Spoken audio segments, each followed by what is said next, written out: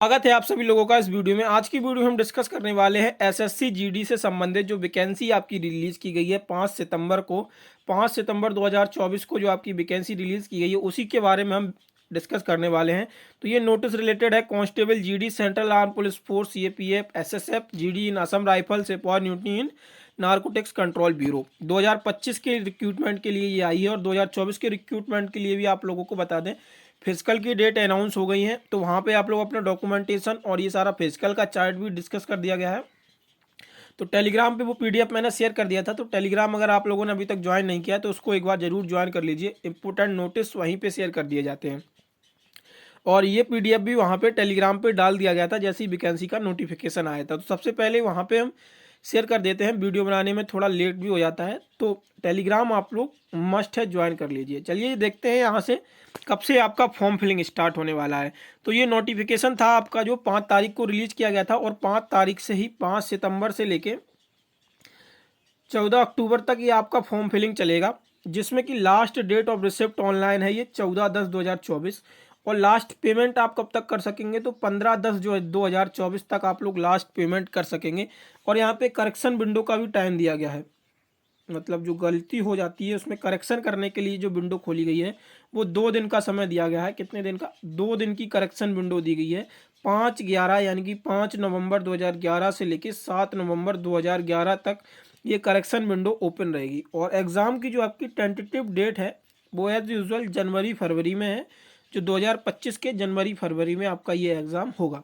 Most probably ये फरवरी last तक नहीं जाएगा, फरवरी स्टार्टिंग नहीं तो फर्स्ट सेकेंड वीक से स्टार्ट होगा और लास्ट वीक तक चलेगा ये फरवरी, 15 से 20 दिन चलेगा एग्ज़ाम। तो ये आपका टेंटेटिव डेट हो गई। इसके बाद हम बात कर लेते हैं वैकेंसीज़ की और एज रिलैक्सेशन के बारे में। यहाँ पे जो टोटल आपका ये पे स्केल दिया गया है, लेवल 1 का पे स्केल जो है वो 18,000 से लेके 56,900 तक है और एनसीबी में जो सिपाही बनते हैं उनका पे लेवल जो है वो 3 का है लेवल पे, 21,700 से लेके 6900 तक है। ये आपका अदर पोस्ट के लिए वेरी कर सकता है, वो लेवल पे अलग अलग होता है अलग अलग जॉब्स के लिए। इसके बाद हम वैकेंसी डिटेल की बात करते हैं। तो यहाँ पे मेल कैटेगरी में टोटल 35,612 वैकेंसी दी गई हैं और फीमेल कैटेगरी के लिए 38,069 वैकेंसी दी गई हैं। टोटल आपकी जो 2025 का रिक्रूटमेंट होगा उसके लिए 39,481 वैकेंसी दी गई हैं। ठीक है, अब हम कैटेगरी वाइज डिस्कस करें तो यहाँ पे मेल कैटेगरी में जो है आपका एससी के लिए 5,254 वैकेंसी दी गई हैं, बीएसएफ में सबसे ज़्यादा है। और इसके बाद एसटी में 4,221 दी गई हैं और ओबीसी के लिए 7,747 दी गई हैं। ईडब्ल्यूएस के लिए 3,496 वैकेंसी दी गई हैं और अनरिजर्व कैटेगरी के लिए जो वैकेंसी दी गई हैं वो 15,094 वैकेंसी दी गई हैं अनरिजर्व के लिए। टोटल आपका ये बैठता है 35,612।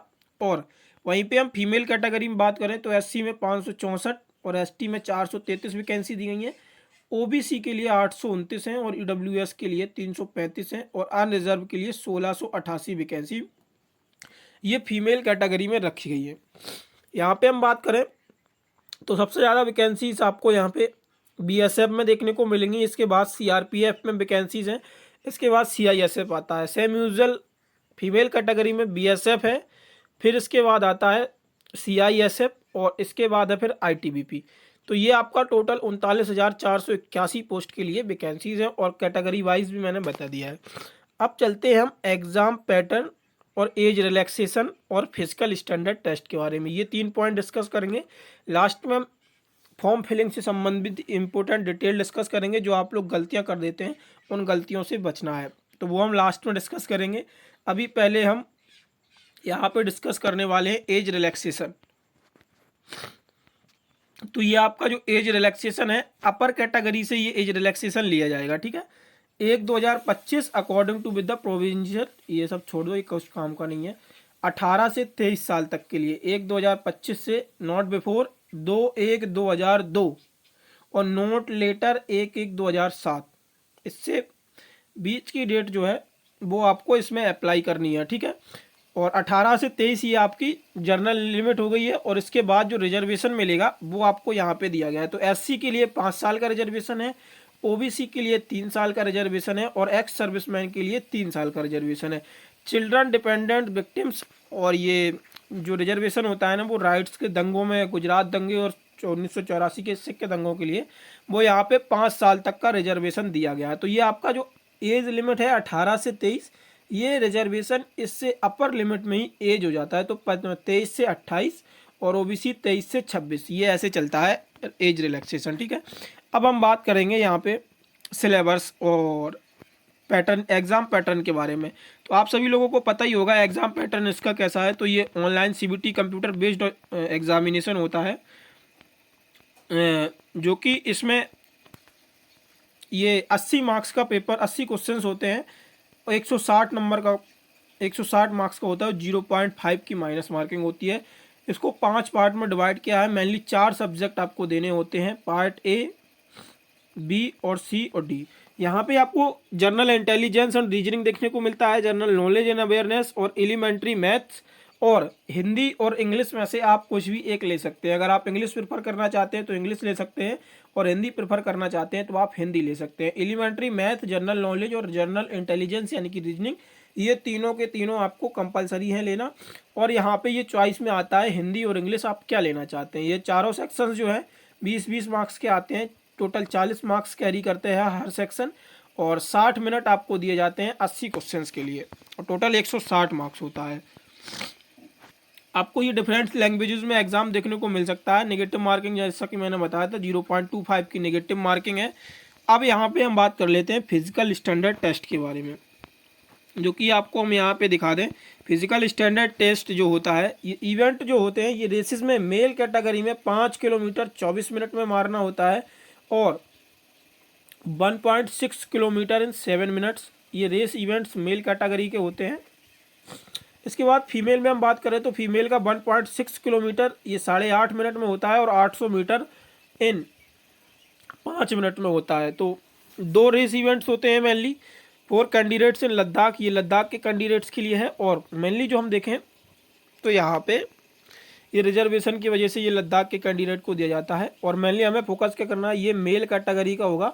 5 किलोमीटर में जो होता है वो 24 मिनट में, और फीमेल का 1600 मीटर वो 8.5 मिनट में। अगर आप लद्दाख रीजन के हैं तो आपको ये चार्ट फॉलो करना है, 1600 मीटर इन 7 मिनट और 800 मीटर इन 5 मिनट, ये फीमेल कैटेगरी के लिए है। 800 मीटर इन 5 मिनट और 1600 मीटर इन 7 मिनट, ये लद्दाख के मेल कैंडिडेट के लिए है। और ऑल यूजुअल बाकी लद्दाख को छोड़ दें तो बाकी ये सब चार्ट फॉलो करेगा। 5 किलोमीटर 24 मिनट में मेल और 1600 मीटर 8.5 मिनट में फीमेल के लिए। ये आता फिजिकल स्टैंडर्ड टेस्ट। और यहाँ पे ये जो मेल की हाइट होगी वो 170 होगी और फीमेल की 157 होगी।